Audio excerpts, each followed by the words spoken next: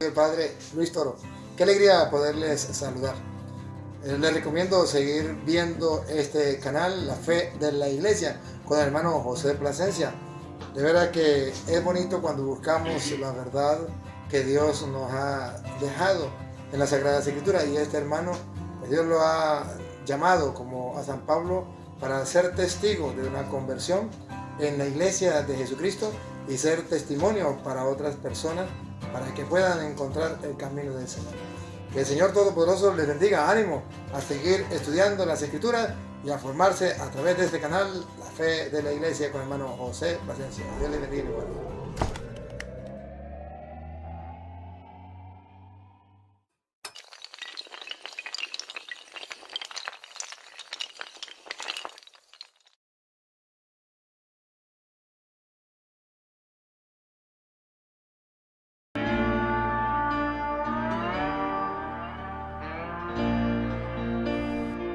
El Señor les bendiga, hermanos. Les habla su hermano y amigo José Plasencia del canal La Fe de la Iglesia. Y bueno, en esta ocasión yo quiero compartir con ustedes, o más bien hacer un análisis de un video y estar haciendo algunas observaciones, algunos comentarios. Es un video que es titulado La Iglesia Original o la Primera Iglesia. Pero para ser honesto, en la realidad este video es un ataque en contra de la Iglesia Católica, pero es un ataque disfrazado, y ustedes verán por qué les hago este comentario. Bueno, vamos a estar viendo el video, vamos a estarnos deteniendo en las partes importantes. Dicho sea de paso, no vamos a analizar todo el video original son 10 minutos. Yo solamente he escogido algunas porciones para no hacer esto demasiado largo, demasiado extenso. Vamos entonces a analizar, es como la mitad del video, son aproximadamente de 5 a 6 minutos, más los comentarios y observaciones que estemos haciendo. Muy bien, pues sin más preámbulos, vamos entonces a dar inicio.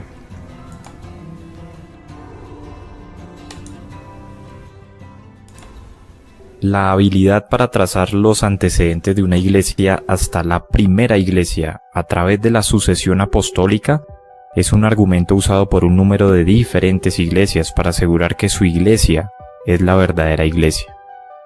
La Iglesia Católica Romana hace esta afirmación, la Iglesia Griega Ortodoxa hace esta afirmación, algunas denominaciones protestantes hacen esta afirmación, algunos de los cultos cristianos hacen esta afirmación. Muy bien, bueno, hasta aquí vamos a detenernos y vamos a hacer una observación.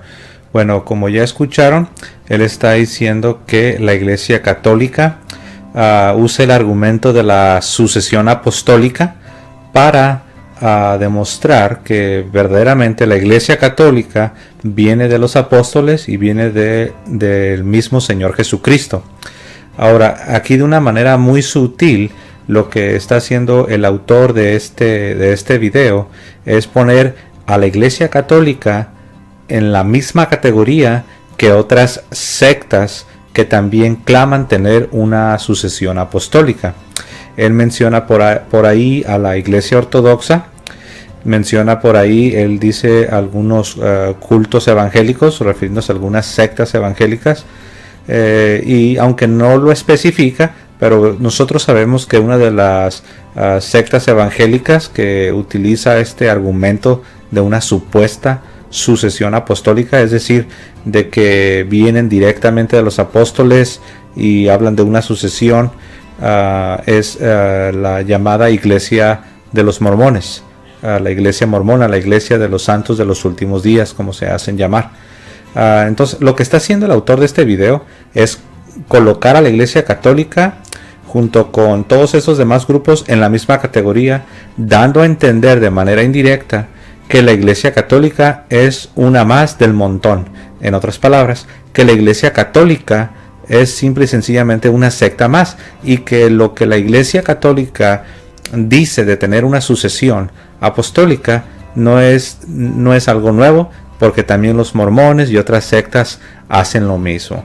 Bueno, aquí lo que el autor del video, por supuesto, no le está diciendo a su audiencia, lo que no nos está diciendo es que tanto estas sectas como en el caso de la Iglesia Ortodoxa, aunque la Iglesia Ortodoxa es un caso distinto, pero bueno, lo que no está diciendo es que todos estos grupos, especialmente las sectas evangélicas, lo que no nos está diciendo es que estos grupos no tienen manera de comprobar tal sucesión apostólica. Dicho de otra manera, no tienen el pedigrí, no tienen el árbol genealógico, no tienen las pruebas históricas para realmente demostrar una sucesión apostólica, cosa que la Iglesia Católica sí tiene. La Iglesia Católica puede demostrarlo por medio de la historia, lo puede demostrar incluso por documentación, lo puede demostrar porque la Iglesia Católica tiene el pedigrí, tiene la historia como respaldo, tiene, por decirlo así, un árbol genealógico que verdaderamente va hasta los apóstoles y hasta el mismo Señor Jesucristo. Pero el autor de este video obviamente no va a decir estas cosas. Él no va a decir que no puedes comparar a la iglesia mormona con la iglesia católica. Él simple y sencillamente va a decir, oh sí, los católicos hablan de una sucesión apostólica, pero lo mismo hacen los mormones y lo mismo hacen algunas otras sectas. Ahora, en el caso de la iglesia ortodoxa, sin profundizar demasiado, nosotros sabemos que ellos tienen una sucesión en el sentido de que recuerden que la iglesia ortodoxa era parte de la iglesia católica. Hubo un momento en el que, por diferentes razones, ellos se separan, desconocen al sucesor de Pedro como su líder, desconocen al Papa, pero nosotros sabemos que antes del cisma, antes del llamado cisma, ellos verdaderamente venían de la sucesión. Ellos son parte de esta sucesión apostólica. Ahora están separados, no reconocen al sucesor de Pedro a partir de alrededor del año 1000, pero bueno, ese es otro tema. Entonces es por eso que yo les estaba mencionando que en el caso de la iglesia ortodoxa es un caso distinto. Ellos aún conservan el sacerdocio, ellos tienen un sacerdocio, tienen los sacramentos. En el caso de ellos es distinto. Ni siquiera sería justo comparar a la iglesia mormona o las sectas evangélicas con la iglesia ortodoxa. También sería una injusticia. Sin embargo, el autor de este video, pues él se brinca todo esto, se lleva entre las patas no solo a la iglesia católica, sino también a la iglesia ortodoxa, y los pone en el mismo paquete que la iglesia mormona y otras sectas o cultos, como él les llama, cultos evangélicos, que no especifica, pero nosotros sabemos que hay muchos cultos evangélicos o sectas evangélicas que según ellos tienen una sucesión apostólica, lo cual es absurdo porque no tienen la manera de comprobarlo. Todo el mundo, si yo quiero mañana, puedo empezar una nueva secta, puedo empezar mi propio grupo y puedo desarrollar una teología y puedo también decir que tengo una sucesión apostólica, pero de ahí a comprobarlo, de ahí a que la historia me respalde, de ahí a tener la documentación, eso ya es otra historia. Pero claro, el autor de este video, como lo vamos a ir viendo, tiene como propósito no tanto presentar a la iglesia como él la llama, la iglesia original o la primera iglesia o la iglesia del Nuevo Testamento, sino que, como vamos a ver, él lo que quiere es desvirtuar a la iglesia católica. Aunque el título de su video y su presentación no están dirigidos exclusivamente a la iglesia católica, nosotros vamos a ver cómo su video en la realidad es un ataque en contra de la iglesia católica. Pero bueno, vamos a continuar. ¿Lo correcto? La respuesta bíblica es que eso no importa. Repito, eso en realidad no importa en absoluto. En ninguna parte de la escritura se menciona que el tener la ascendencia apostólica o ser capaces de rastrear las raíces de procedencia hasta la primera iglesia sea el método para probar ser la iglesia verdadera. Por ejemplo, en Hechos 20, 17 al... Bueno, aquí tal vez se escapó porque cuando lo empecé a reproducir se nos escapó una frasecita, pero él está diciendo que a pesar de que estos grupos, es decir, la iglesia católica, la iglesia ortodoxa y algunas sectas evangélicas, a pesar de que ellos hablan de tener una sucesión apostólica, él dice que en la realidad no importa si tienes o no tienes una sucesión apostólica. Él dice que en la Biblia no se dice nada de eso, que en la Biblia no se muestra o no se nos dice que la iglesia verdadera debe tener una sucesión apostólica, lo cual también es una mentira, porque sí importa la sucesión apostólica. Miren, les voy a dar un ejemplo para que nos podamos dar cuenta de qué tan importante es esto. Si yo te preguntase a ti, bueno, vamos a suponer que yo estoy teniendo un diálogo con un evangélico, con un protestante. Si yo te pregunto, oye, si el día de mañana yo decido convertirme en un pastor y empezar mi propia iglesia, ¿puedo hacerlo? ¿Soy libre para hacer tal cosa? Si tu respuesta es no, si tú respondes no, no puedes hacer eso. No cualquier persona puede empezar una nueva iglesia. Entonces, la pregunta que yo te haría a ti, hermano evangélico, hermano protestante, mi pregunta para ti sería esta. Entonces, ¿por qué no? ¿Por qué dices que no cualquier persona puede comenzar una iglesia y no cualquier persona puede convertirse en un pastor? ¿Por qué no? ¿Quién me lo va a impedir? Si muchos lo hacen. De hecho, históricamente muchos lo han hecho. Empiezan nuevas iglesias, empiezan nuevos movimientos, nuevas denominaciones. Entonces, si tú vas a decir que eso no es correcto, que no cualquier persona lo puede hacer, la pregunta sería ¿por qué no? Ahora, si tú dices que no, la otra pregunta que sigue es ¿cómo le vas a hacer para impedirlo? No puedes impedirlo. ¿Por qué? Porque no tienes la sucesión apostólica. Entonces aquí es donde nosotros vemos por qué, de una manera práctica, de una manera palpable, algo real de la vida diaria. Es aquí donde vemos cuán importante es la sucesión apostólica, la verdadera sucesión apostólica, no la de los mormones, no la de un grupo que se ha separado de la iglesia, no, estamos hablando de la sucesión apostólica que está respaldada por la historia, de la sucesión apostólica que verdaderamente va hasta los apóstoles y hasta Cristo mismo. Si tú vas a negar la necesidad de una sucesión apostólica como parte de la verdadera iglesia, de la iglesia que Cristo ha fundado, entonces tú estás negando la autoridad de la iglesia. Entonces tú estás desechando lo único que puede darte la autoridad para impedir que cualquier persona se levante y forme una nueva iglesia. Porque no tienes la sucesión apostólica, no tienes esta autoridad que viene directamente de Cristo. Ahora imagina, si tú eres pentecostal, si tú eres bautista, y el día de mañana uno de los miembros de tu iglesia decide empezar una nueva iglesia, una nueva denominación, un nuevo movimiento, y tú intentas detenerlo, y tú le impides o intentas impedir que esto suceda, ¿cómo lo vas a hacer? ¿Con qué autoridad? Si tú no crees en una sucesión apostólica, si tú no crees que verdaderamente hay una línea directa hasta los apóstoles, esta persona te puede responder, ¿y con qué autoridad me lo vas a impedir? ¿A ti quién te dio la autoridad? ¿A ti quién te dio la autoridad para empezar esta iglesia donde nos estamos congregando? ¿Quién te dio la autoridad? ¿Qué le vas a responder? ¿Mi denominación? Y él te puede todavía hacer la pregunta aún más allá. ¿Y a tu denominación quién le dio la autoridad? No, pues mi denominación la agarra de la Biblia. Pues él te va a contestar lo mismo. No, pues yo también voy a agarrar mi autoridad de la Biblia. Y eso es lo que todos los grupos dicen. ¿Cómo un bautista va a frenar a los pentecosteses? ¿O cómo los pentecosteses van a frenar a los bautistas de que sigan ellos estableciendo más iglesias? ¿O cómo un presbiteriano va a frenar a un bautista? ¿O cómo un pentecostés va a frenar a un presbiteriano? No se puede, no hay autoridad de los unos sobre los otros. ¿Por qué? Porque todos ellos han rechazado la sucesión apostólica.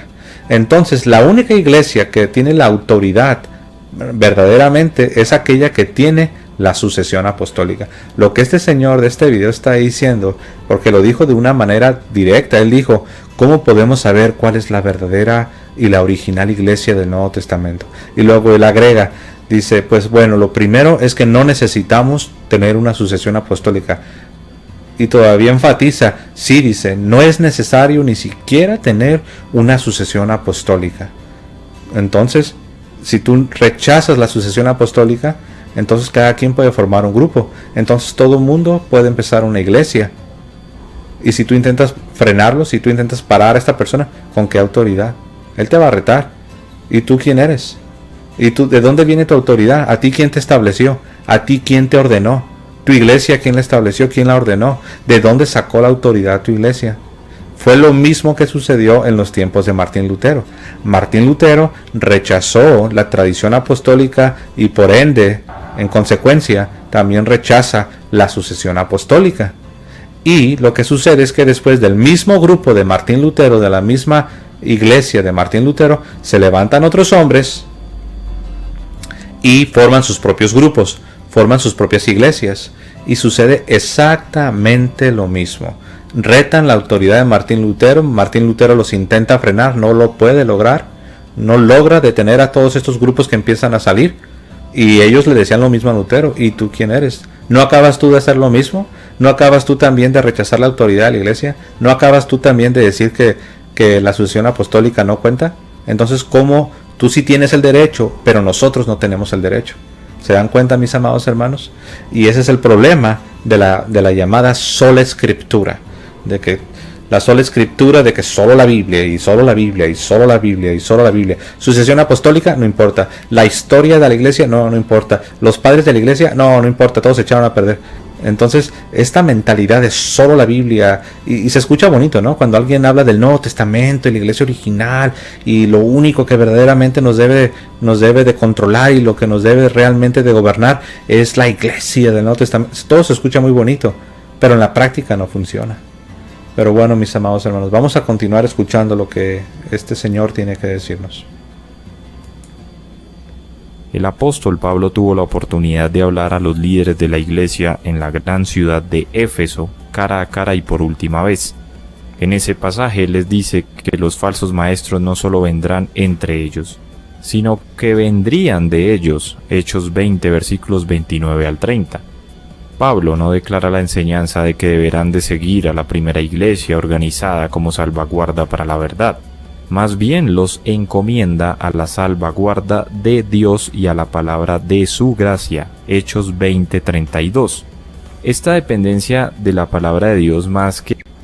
Bueno, aquí el autor de este video nos dice que cuando en el libro de los Hechos, en el capítulo 20, cuando Pablo manda llamar a todos los obispos, a los ancianos del área de Éfeso, Pablo, después de darles palabras, Pablo los encomienda a la gracia de Dios, los encomienda al cuidado de Dios, lo cual es normal.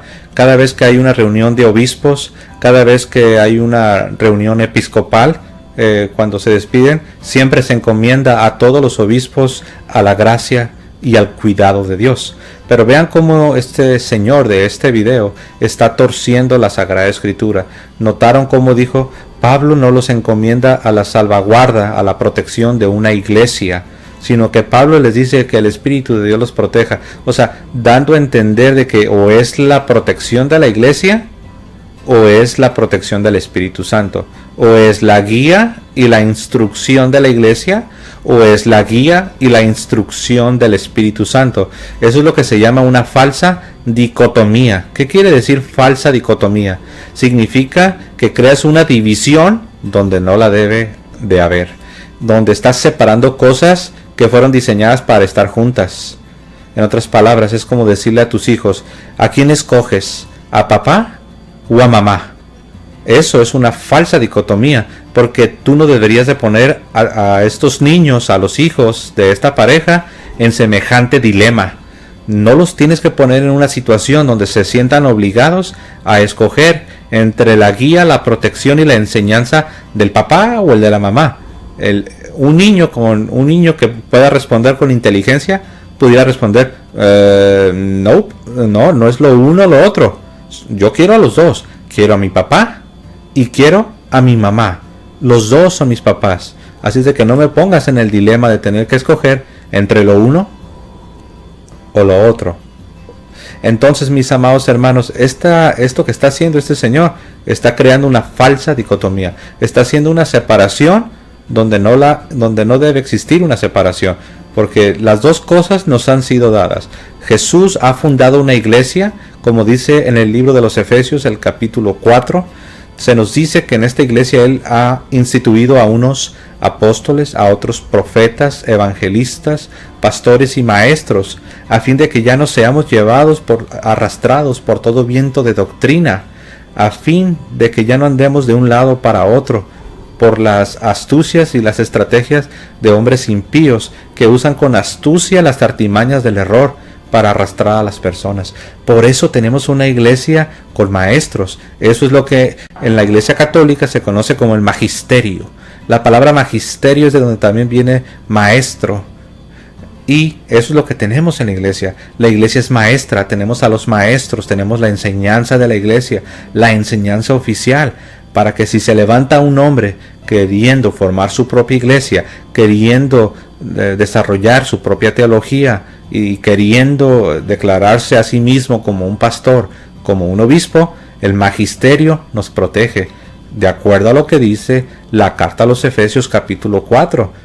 Claramente lo podemos encontrar ahí.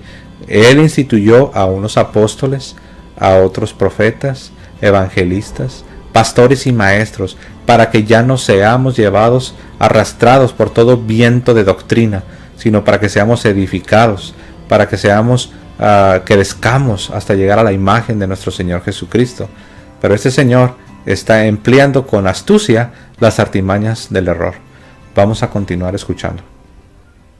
El seguir a ciertos individuos fundadores es visto nuevamente en Gálatas 1, versículos 8 al 9, en donde Pablo declara: Mas si aún nosotros, o un ángel del cielo, os anunciare otro evangelio diferente del que os hemos anunciado, sea anatema. Como antes hemos dicho, también ahora lo repito: si alguno os predica diferente evangelio del que habéis recibido, sea anatema. Por lo tanto, la base para determinar la verdad o el error no descansa aún sobre quién es el que la enseña, si aún nosotros o un ángel del cielo, dice la Escritura, sino de si es el mismo evangelio que ellos ya habían recibido, y este evangelio está registrado en la Escritura. Dice la Escritura, para que tengáis memoria de las palabras que antes han sido dichas por los santos profetas, y del mandamiento del Señor y Salvador dado por vuestros apóstoles. Segunda de Pedro 3:2. Ambas palabras, de los santos profetas y de los mandamientos que Jesús dio a los apóstoles, están registradas en la Escritura. ¿Cómo determinamos si una iglesia está enseñando la doctrina correcta o no? La única norma infalible que la Escritura dice que tenemos es la Biblia. La primera. Bueno, aquí él ha utilizado el primer capítulo de la carta del apóstol San Pablo a los Gálatas, donde se nos dice que si aún un ángel del cielo viene y nos anuncia un evangelio diferente del que hemos recibido, el tal, es decir, tal persona, sea anatema, que significa en el sentido literal maldito, pero en el sentido eclesiástico significa que esta persona debe ser separada de la comunión. Es lo que se llama excomulgar a una persona, que la iglesia lo ha hecho a través de los siglos con diferentes personas. Martín Lutero es un caso, es el caso por excelencia de una persona que tuvo que ser anatema, tuvo que ser separada, tuvo que ser excomulgada de la comunión de la iglesia para que no siguiera envenenando a la iglesia con sus nuevas enseñanzas. Y eso es exactamente lo que sucedió. Lo que dice en Gálatas, de que si alguien viene, dice, si aún un ángel del cielo viniese y os anuncia un evangelio diferente del que habéis recibido, dice, el tal sea anatema. Y eso es lo que sucedió con Martín Lutero y los demás reformadores.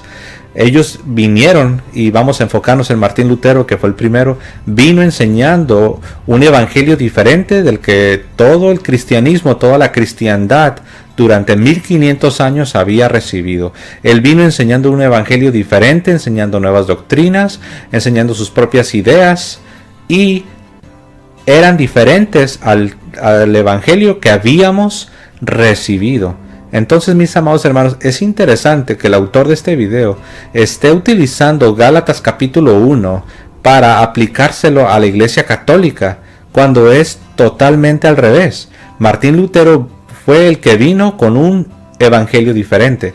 Martín Lutero fue el que vino con nuevas ideas. Martín Lutero fue el que vino y estableció, por decirlo así, un nuevo estándar, una nueva medida, un nuevo evangelio. Él vino y estableció una nueva teología diferente a la que habíamos recibido por 1500 años. Pero este señor, el autor de este video, le está dando, como decimos, le está dando la vuelta a la tortilla, está volteando la moneda y está intentando aplicarle el pasaje de Gálatas 1 a la Iglesia Católica, cuando ha sido todo lo contrario. Martín Lutero es ese ángel de luz que vino. De hecho, él se presentaba como un escogido de Dios. Él se veía a sí mismo como alguien que había sido iluminado por Dios mismo, como una especie de profeta, para recuperar, según él, para recobrar, según él, el verdadero evangelio. Cosa absurda, ya que las ideas luteranas, las ideas de Martín Lutero, que había sido un sacerdote católico, pero que se desvió, se apartó siguiendo sus propios razonamientos, estas ideas de este señor eran nuevas. Nunca jamás se había escuchado hablar de estas nuevas doctrinas, de esta nueva teología que él empezó a proclamar y a difundir en todos los círculos que le rodeaban, mis amados hermanos. Es increíble, asombra cómo el autor de este video está intentando decir que la Iglesia Católica es la que vino con un evangelio diferente, cuando es todo lo contrario. Martín Lutero, Zwinglio, Juan Calvino y los demás reformadores, ellos vinieron con doctrinas diferentes. Pero vamos a continuar. La Iglesia es la Iglesia que está registrada en el Nuevo Testamento, especialmente en el libro de los Hechos y las epístolas del apóstol Pablo. La Iglesia del Nuevo Testamento es la Iglesia original y la Iglesia verdadera. En ninguna parte del Nuevo Testamento encontrarás a la Iglesia verdadera haciendo algunas de las siguientes cosas: orando a María, orando a los santos, venerando a María, sometiéndose a un papa, teniendo un sacerdocio selecto, bautizando infantes, observando las ordenanzas del bautismo y la cena del Señor como sacramentos, o pasando una autoridad apostólica a los sucesores de los apóstoles, ni incluso creyendo en un sacrificio de Cristo en una Eucaristía, la famosa doctrina de la transustanciación. Bueno, aquí el autor de este video está cayendo en una serie de errores. Él está diciendo que la Iglesia del Nuevo Testamento no creía en la veneración de María, lo cual es incorrecto, porque en el Evangelio según San Lucas, en el capítulo 1, en el Magnificat, cuando María está alabando a Dios, es una alabanza de María a su Creador, a su Señor. Ella claramente dice, a manera de profecía, María nos dice que todas las generaciones le llamarían bienaventurada. Ahora, ¿qué significa de que todas las generaciones? Eso es algo, no es cualquier cosa. Esto no es algo pequeño, esto es algo muy grande. Aquí tenemos a una criatura como lo es María, porque María es eso, María es una criatura. Si bien ha recibido una honra muy especial, como lo estamos viendo, todas las generaciones me llamarán bienaventurada. Pero ¿qué es lo que esta criatura está diciendo? Si lo vemos desde un punto de vista, ahora ya entendemos, pero si lo vemos desde un punto de vista meramente humano y escuchamos que un ser humano dice, desde ahora todas las generaciones de la humanidad me llamarán bienaventurada. Wow, uno diría, pues, ¿quién te crees que eres? ¿Cómo te atreves a hacer tal afirmación? ¿Cómo tú, siendo una criatura de Dios, siendo un ser humano, te atreves a decir que de aquí en adelante todas las generaciones que están por venir, de aquí en adelante todas las generaciones en la iglesia te van a honrar con este título llamándote bienaventurada? Entonces el autor del video, de una manera sutil, nos está diciendo que la iglesia del Nuevo Testamento no creía en la veneración de María. Entonces pregunto yo, si esto no es veneración, si aquí tenemos el testimonio de Lucas en el capítulo 1, donde María dice, todas las generaciones me llamarán bienaventurada, y tenemos al ángel que se presenta delante de ella, y el ángel mismo le rinde honor, diciéndole, bendita eres tú entre todas las mujeres. Y después tenemos a Elizabeth también honrando a María, diciendo Elizabeth, su prima, ¿quién soy yo para que la madre de mi Señor venga a mí? ¿Quién soy yo? Ahora noten que aquí lo que tenemos es algo muy específico. Obviamente Elizabeth, ella era una creyente, era una adoradora del Dios vivo, del Dios de Israel. Sin embargo, aquí vemos algo muy interesante. Aquí se tiene enfrente de ella, no solamente físicamente enfrente de ella estaba María, sino que el pasaje, Lucas el evangelista, lo que tiene en mente es a María. Porque aquí tenemos a Elizabeth diciendo, ¿quién soy yo para que la madre de mi Señor venga a mí? Si María no es una criatura muy especial que ha sido honrada por Dios mismo, si María verdaderamente no es digna de una veneración por todas las generaciones, con el título, porque dicho sea de paso, en este contexto, cuando María dice que todas las generaciones le llamarían bienaventurada, no se refiere a un simplemente decir así con los labios, bienaventurada. No, está hablando de un título. Ella es la mujer bienaventurada. En el lenguaje bíblico, en el Antiguo Testamento, la mujer bienaventurada, la hija de Sión, siempre se usa este lenguaje para hablar del pueblo de Dios. Cuando se habla de la hija de Sión, alégrate hija de Sión, la hija de Jerusalén, la mujer bienaventurada, siempre se está haciendo una alusión a una mujer. Ahora, esta mujer por excelencia es María, y de ella se dice a manera de profecía que todas las generaciones le llamarían bienaventurada. Y aquí tenemos al ángel también honrándole, diciéndole, bendita eres tú entre todas las mujeres, bienaventurada eres. Se está singularizando a María, no solamente entre las mujeres de ahí del pueblo, no solamente entre las mujeres piadosas de la comunidad, sino el ángel dice de entre todas las mujeres.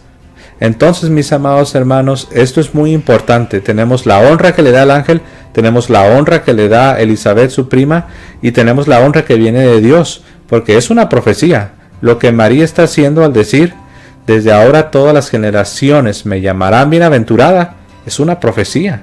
Entonces, negar la veneración a María es ir en contra del testimonio de la Sagrada Escritura.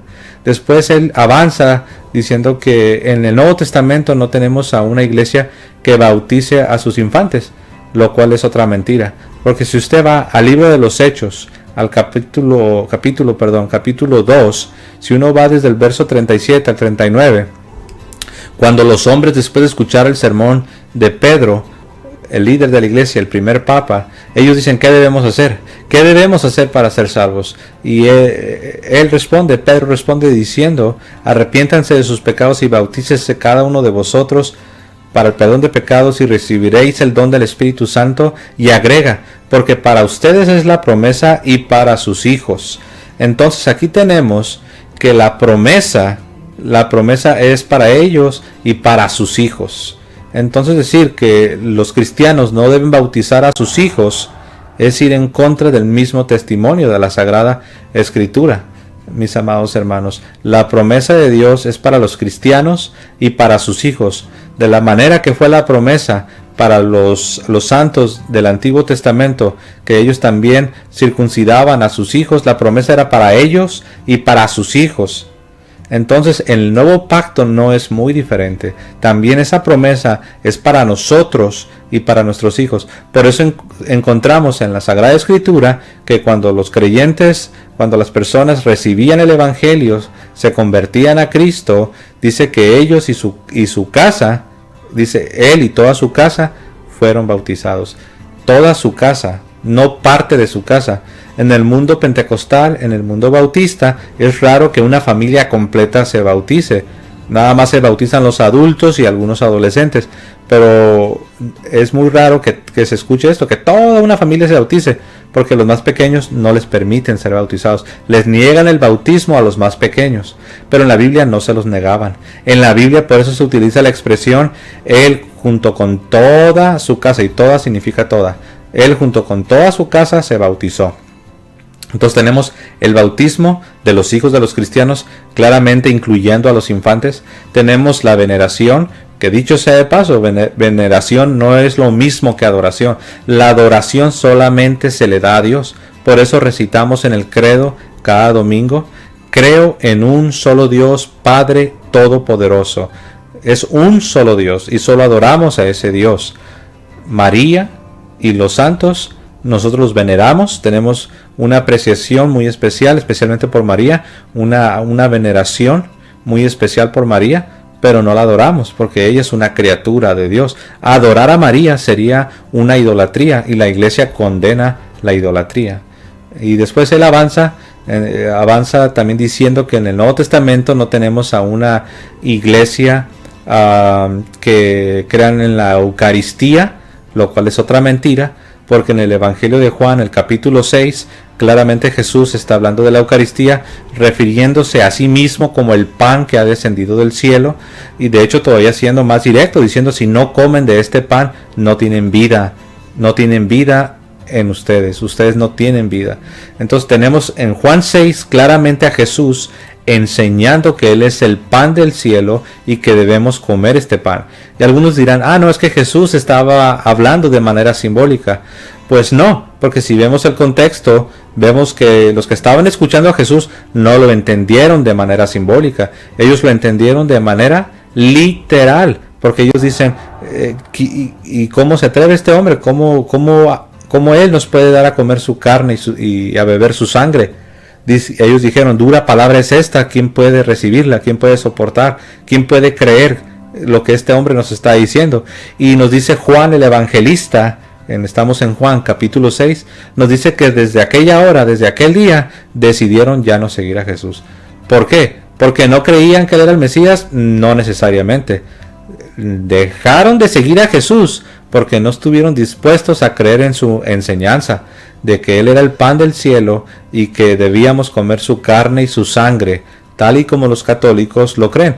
Creemos que Jesús es el pan del cielo que se nos da en la Eucaristía y creemos que verdaderamente comemos su carne y su sangre. Y esa es la razón por la cual los cristianos de los primeros siglos eran acusados por los paganos de canibalismo, porque ellos escuchaban que los cristianos de los primeros siglos hablaban de comer la carne y la sangre de Jesús.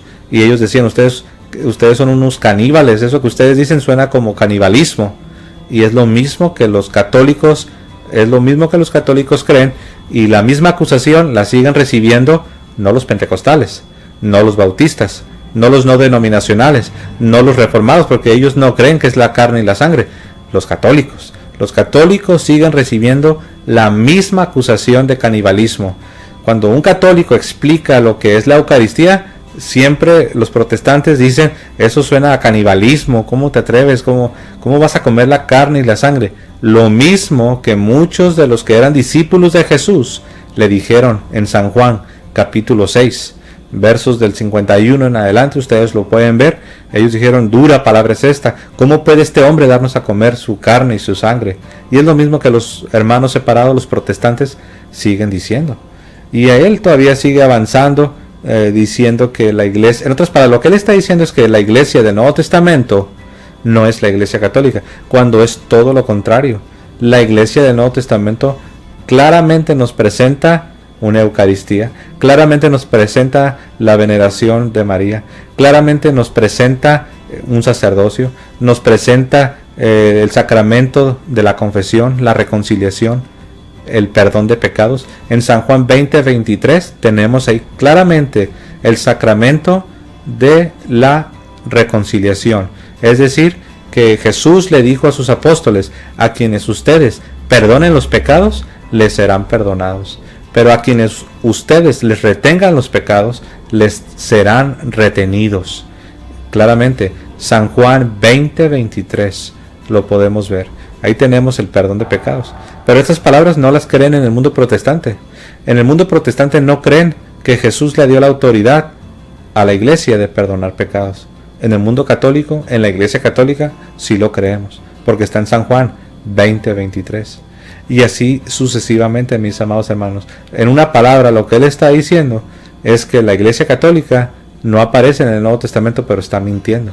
Porque claramente podemos ver que el Nuevo Testamento nos presenta una fe católica, no una fe protestante. Nos presenta una iglesia católica, no una iglesia protestante. No nos presenta miles y miles de denominaciones contradiciéndose unas a otras. Nos presenta una iglesia unida, una iglesia con un líder, una iglesia con una Eucaristía. Está en 1 Corintios capítulo 10. Ahí claramente el apóstol Pablo pregunta y dice, ¿no es acaso el pan que comemos no es una comunión en el cuerpo de Cristo? Y empieza a hablar con un lenguaje sacrificial, refiriéndose a la mesa del Señor como un altar, refiriéndose, comparando la Eucaristía, comparando la cena del Señor, comparándola con los sacrificios del Antiguo Testamento. Claramente nos presenta el Nuevo Testamento a la Iglesia Católica, mis amados hermanos. Pero bueno, vamos a continuar escuchando. Todos estos son elementos centrales de la fe católica romana. Sí, la mayor parte de los elementos medulares de la Iglesia Católica Romana no fueron practicados por la Iglesia del Nuevo Testamento, la primera Iglesia y la Iglesia verdadera. ¿Cómo entonces puede la Iglesia Católica Romana ser la primera Iglesia? Un estudio del Nuevo Testamento revelará claramente que la Iglesia Católica Romana no es la misma Iglesia que la Iglesia que está descrita en el Nuevo Testamento. Durante los siglos II, III y IV, la historia registra muchas doctrinas y prácticas católicas romanas entre los primeros cristianos. ¿Cuál es la explicación del por qué en los siglos II, III y IV la Iglesia comenzó a exhibir signos del catolicismo romano? La respuesta es sí. Bueno, antes de seguir, noten cómo él al menos está reconociendo que en los siglos II, III y IV ya vemos nosotros lo que es la fe católica. Y esto es interesante porque la mayoría o el protestante promedio no aceptan, y la razón es porque no han estudiado, pero ellos ni siquiera quieren aceptar de que la fe católica se puede ver reflejada en los siglos II, III y IV. Ellos ni siquiera aceptan que los discípulos de los apóstoles, que son los llamados padres apostólicos, los padres de la iglesia, nos presentan la fe católica. Llama la atención cómo él sí lo reconoce, cómo él sí acepta que en los primeros siglos ya está la fe católica. Sin embargo, él lo que va a hacer, va a intentar ofrecer una respuesta, va a intentar explicar el por qué. Y vamos a escuchar lo que él tiene que decir. Los siglos II, III y IV y siguientes, la Iglesia no tenía completo el Nuevo Testamento. Las iglesias tenían porciones del Nuevo Testamento, pero el Nuevo Testamento y la Biblia completa no estuvieron comúnmente disponibles hasta después de la invención de la imprenta en el 1440 después de Cristo. La Iglesia primitiva hizo lo mejor que pudo para pasar las enseñanzas de los apóstoles a través de la tradición oral y a través de la extremadamente limitada disponibilidad de la palabra en su forma escrita. Al mismo tiempo, es fácil ver cómo la falsa doctrina pudo incorporarse a la Iglesia que solo tenía acceso al libro de Gálatas, por ejemplo. Es muy interesante notar que la Reforma Protestante surgió poco después de la... Bueno, él aquí ya se empieza a meter a la Reforma Protestante, que es a donde él quería llegar. Pero bueno, antes de avanzar, noten que él está ofreciendo como respuesta, como una explicación al hecho, a la realidad, porque eso es un hecho, es una realidad. Que si uno va a los escritos de los padres apostólicos, que fueron discípulos de los apóstoles, o discípulos de los apóstoles, si uno va a este periodo del siglo II, y cuando hablamos del siglo II, estamos hablando del año 105, 110, 120, 140, 150... Cuando uno va y lee los escritos de ellos, uno puede encontrar los elementos de la fe católica. Ellos hablan de obispos, de sacerdotes, de diáconos, hablan de una jerarquía. A ellos hablan de la Eucaristía como el cuerpo y la sangre de Cristo. Ellos hablan de que no hagáis nada sin el obispo, porque el obispo está entre ustedes como Cristo mismo. Y empiezan a hablar todo su lenguaje, toda la manera de hablar, las doctrinas como las presentan, verdaderamente es católica. Ellos no, si usted lee los padres apostólicos, si usted lee los escritos de los discípulos de los apóstoles, se va a dar cuenta que ellos no suenan como un Pentecostés. La manera como hablan y las doctrinas de las que hablan, la forma que describen la iglesia, no suena como una iglesia pentecostal, no suena como una iglesia bautista, no suena como una iglesia reformada.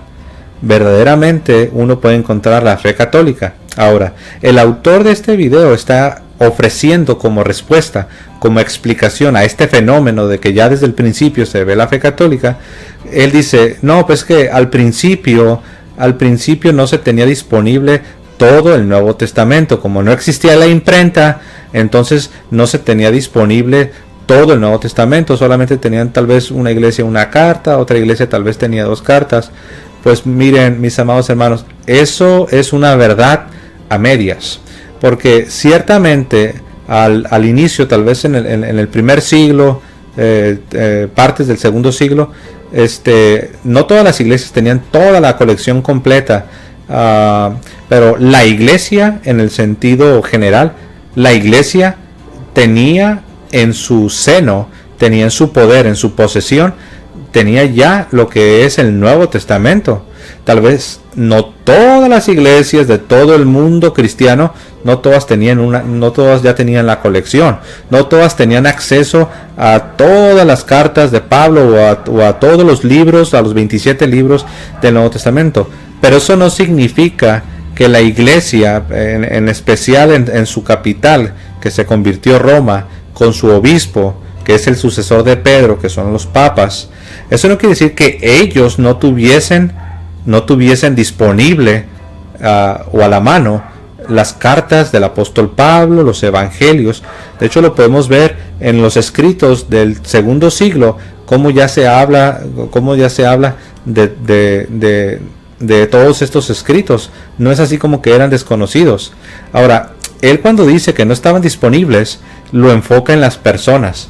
Él no se está refiriendo tanto que no lo tenía disponible el obispo de Roma, en este caso el sucesor de Pedro, el Papa, sino que él se refiere a que como no había una imprenta y no se podía reproducir en masa la Biblia, no se podía reproducir como ahora, que se pueden reproducir miles y cientos de miles de Biblias y podemos, casi cada persona puede tener una Biblia. Pero no es necesario que todos los miembros de todas las congregaciones del mundo tengan una Biblia en la mano para decir que la iglesia tiene la Biblia. La iglesia siempre ha tenido la Biblia. No debemos confundir una cosa con la otra. Lo que él está haciendo es confundir la iglesia y sus maestros teniendo la Biblia completa disponible a todos los miembros de toda la iglesia. Porque es cierto que de hecho él dice que hasta que se inventó la imprenta en el año 1440 por Gutenberg. Pero les digo una cosa, ni aun cuando se inventó la imprenta se tuvo la Biblia, en el sentido de que cada miembro de cada congregación tenía una Biblia. Ni aun en la llamada o en la mal llamada Reforma Protestante. Tuvieron que pasar de 200 a 300 años para que empezaran a reproducirse las Biblias en masa. Alrededor de a principios de los 1800 empezaron a reproducir ya de una manera más fuerte, más en masa, y era más popular que la gente ya tuviese acceso a Biblias, pero ni aún así. Este fenómeno de que uno entre a una congregación y que todos los miembros tengan una Biblia en la mano es muy reciente. Estamos hablando del siglo XX. Aún en el siglo XIX no todos tenían una Biblia, no todos podían costear una Biblia. Entonces, lo que él está diciendo está torciendo, está mezclando dos cosas distintas. La iglesia en su magisterio, la iglesia en su liderazgo, en su sucesor del Pedro y los demás obispos, ellos tenían acceso a toda la escritura. Ellos tenían acceso a toda la escritura. Entonces, él está diciendo que como todos los miembros de todas las congregaciones del mundo no tenían una Biblia en la mano, él está diciendo que eso significa, está ofreciendo esto como explicación, como respuesta a por qué la fe de los primeros siglos es católica. Prácticamente está diciendo, como no tenían todos una Biblia en la mano, entonces el paganismo se fue metiendo. Las ideas se fueron mezclando y entonces se fue deformando, y de repente pues es por eso que tenemos la fe católica en los siglos segundos, en el siglo segundo, tercero y cuarto. Es lo que él está diciendo, lo cual es absurdo, porque si eso fuera verdad, entonces se hubiera corrompido la iglesia. Y de hecho, aunque él no lo dice directamente, por lo que vamos a escuchar ahorita, nos vamos a dar cuenta que él cree en lo que se llama las teorías de la gran apostasía. ¿Qué significan las teorías de la gran apostasía? Ellos dicen que después de los apóstoles la iglesia se corrompió y se fue mezclando con el paganismo. Entonces la iglesia estaba en apostasía, la gran apostasía. La iglesia se había vuelto corrupta. Entonces se volvió necesario que un profeta viniera para recuperar la verdadera iglesia. Y ese profeta, como lo vamos a escuchar, pues no es otro sino Martín Lutero y los así llamados reformadores protestantes. Eso es muy clásico. No solamente lo creen los evangélicos, sino que los mormones también tienen su propia teoría de la gran apostasía. Solamente que su profeta es diferente. Ya su profeta no es Martín Lutero. El profeta de los mormones pues es José Smith. Y así sucesivamente. Los adventistas también tienen su propia teoría de la gran apostasía. Que la iglesia se corrompió, que el paganismo entró, que se mezcló el cristianismo con el paganismo, y entonces Dios tuvo que usar a Elena White para que restaurara y recuperara el verdadero cristianismo, la verdadera iglesia. Y así sucesivamente. La luz del mundo, lo mismo. La iglesia se corrompió, la iglesia se echó a perder. Por eso Dios tuvo que usar a un nuevo profeta, un nuevo apóstol para recuperar el verdadero cristianismo, la verdadera iglesia. Y así, mis amados hermanos, esas teorías de la gran apostasía son populares en el mundo protestante, en el mundo evangélico. Siempre te van a salir con lo mismo, pero entre ellos se pelean. Porque si tú les preguntas, ¿cuándo sucedió eso? ¿Cuándo se echó a perder la iglesia? ¿Cuándo se corrompió? ¿Cuándo fue la gran apostasía? O pues algunos te van a decir, no, pues fue inmediatamente de que murieron los apóstoles, como este señor de este video nos está diciendo. Algunos te van a decir, no, pues no, fue hasta Constantino, el emperador romano Constantino, fue ahí cuando se empezaron a mezclar las ideas paganas con el cristianismo. Algunos otros te van a decir, no, fue hasta después de la muerte del Papa Gregorio en el siglo VI. Y algunos no, algunos dicen, no, fue hasta la Edad Media, cuando empezó a entrar lo que es el escolasticismo, con la teología escolástica, fue cuando ahí se empezó a llenar ya de interpretaciones filosóficas, y ahí fue cuando se corrompió. Dependiendo a quién le preguntes, te van a dar diferente respuesta. Entonces ellos hablan de que la iglesia se corrompió, pero no se ponen de acuerdo cuándo se corrompió, y entre ellos se contradicen, y no solamente se contradicen de que cuándo se corrompió la iglesia, sino que se contradicen de que cuál es el verdadero profeta que está restaurando la iglesia, cuál es el verdadero hombre de Dios que está recuperando la iglesia. Unos dicen, no, fue José Smith, otros no, fue Elena White, no, fue Carlos Russell, los testigos de Jehová también con Carlos Russell. Y así, no, que fue Joaquín, el apóstol Joaquín, y así. Cada quien tiene una teoría diferente. Es absurdo, es ilógico y va en contra de la historia, mis amados hermanos. Pero bueno, vamos a continuar. Invención de la imprenta y la traducción de la Biblia a los lenguajes comunes de la gente. Una vez que la gente comenzó a estudiar la palabra por ellos mismos, se hizo muy claro cuánto se había apartado la Iglesia Católica Romana de la Iglesia que está descrita en el Nuevo Testamento. La primera Iglesia y la Iglesia verdadera están registradas en el Nuevo Testamento. Esa es la Iglesia que todas las iglesias deben seguir, imitar y tomar como modelo a seguir. Bueno, si se dan cuenta, mis amados hermanos, al último termina sin realmente decirnos cuál es esa verdadera iglesia, cuál es esa, como lo llama él, cuál es esa iglesia original. O sea, nada más te dice que la verdadera iglesia y la iglesia original es la del Nuevo Testamento, y es esa la que debemos de seguir. Pues sí, todo mundo ya sabe eso. Todo mundo sabemos que la verdadera iglesia, la iglesia original, es la del Nuevo Testamento. Eso lo sabemos, mis amados hermanos. Pero eso es obvio. La pregunta no es esa. Todo el mundo sabe que en el Nuevo Testamento está la verdadera iglesia, por supuesto. Todo el mundo sabe que en el Nuevo Testamento se encuentra la iglesia original, como él la llama. Pero esa no es la pregunta. La pregunta es un poco más compleja. La pregunta es distinta. Eso no ayuda. Si una persona quiere saber cuál es la iglesia verdadera, cuál es la iglesia original, como él la llama, o la iglesia primitiva, como algunos otros dicen, si tú le respondes a esa persona, no, pues es la del Nuevo Testamento, a la persona la vas a dejar así como rascándose la cabeza. como diciendo, no me estás ayudando para nada, porque todo el mundo dice lo mismo. Todo el mundo dice, no, pues sí, la del Nuevo Testamento, pero la pregunta es, aquí y ahora, en el año 2018, ¿dónde está la iglesia original? ¿Dónde está la iglesia verdadera? Responder y decir que es la del Nuevo Testamento, pues sí, todo el mundo estaría de acuerdo, ¿no? Pero la pregunta es, ¿dónde está? Aquí, en el 2018, ¿cuáles son los pastores verdaderos? ¿Cuáles son las doctrinas verdaderas? ¿Cuáles son las cosas específicas que yo debo creer?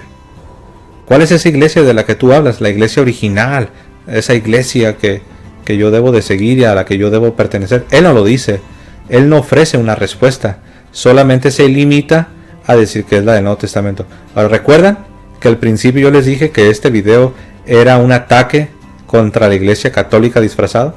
Si se fijan que conforme fue avanzando el video, todo su ataque se centró en la iglesia católica. Qué raro, ¿no?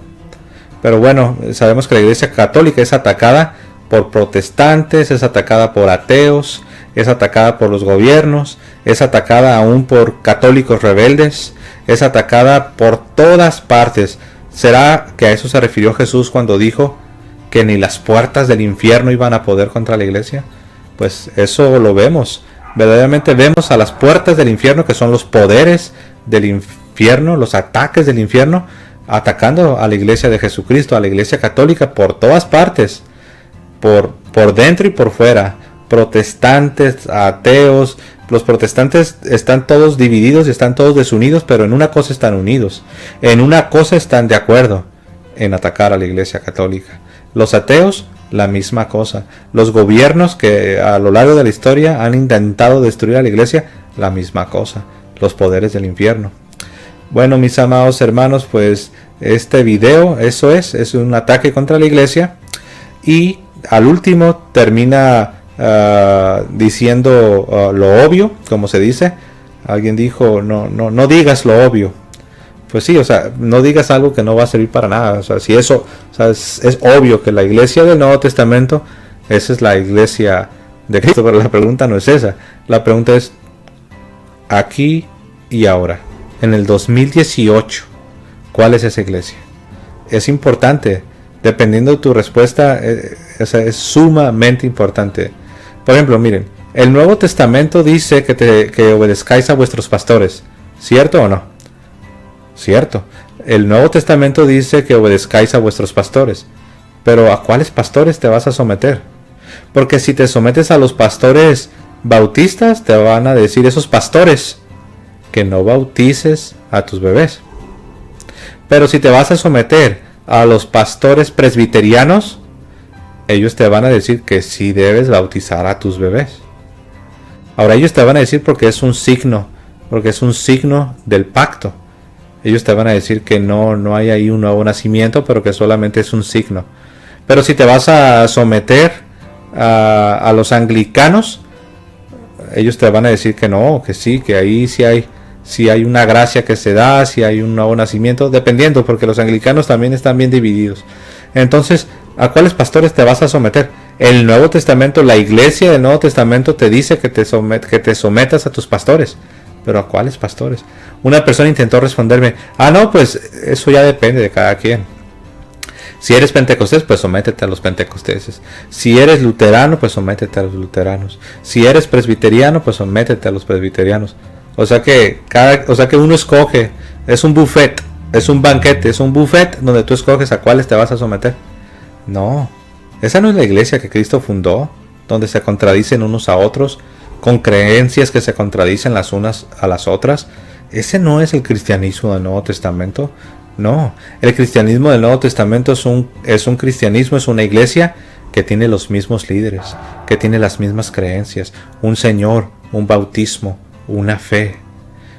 El Nuevo Testamento no nos presenta en lo absoluto el mundo protestante con sus miles de contradicciones. El Nuevo Testamento, como bien lo reconoció el autor de este video, y los padres apostólicos y los padres de la iglesia, los escritos del segundo, tercero y cuarto siglo, como el resto de la historia cristiana, nos presentan a la iglesia católica. Mis amados hermanos, vamos a dejarlo aquí. Espero que esto sea de bendición y de edificación. Compartan, por favor. Si no se han suscrito al canal, suscríbanse, denle like y compartan en sus redes, que este mensaje pueda llegar a más personas. Que tengan un hermoso día y que el Señor os siga bendiciendo.